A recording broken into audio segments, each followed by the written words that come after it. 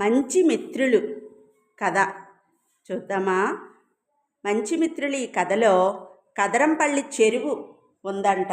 ఈ చెరువులో ఏమేమి ఉన్నాయో చూద్దాం.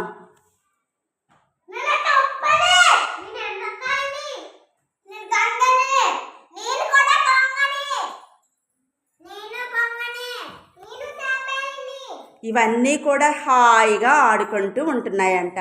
అప్పుడు వేసవి కాలం వచ్చిందంట. ఎండాకాలం వచ్చేటప్పుడు చాలా వాటర్ అంతా కూడా నీరంతా లేవంట చెరువులో.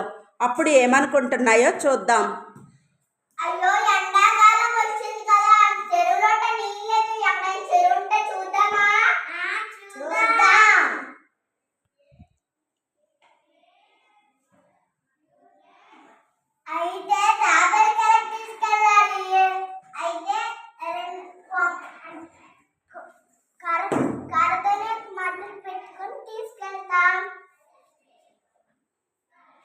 చూసారా పిల్లలు, ఎంత కష్టమైనా రెండు కొంగలు కూడా తాబేలు నోటికి ఆ కర్రని అందించి ఎంత చక్కగా ఎగురుకుంటూ ఒక చెరువు నుంచి ఇంకో చెరువుకు వెళ్తూ ఉన్నాయి కదా.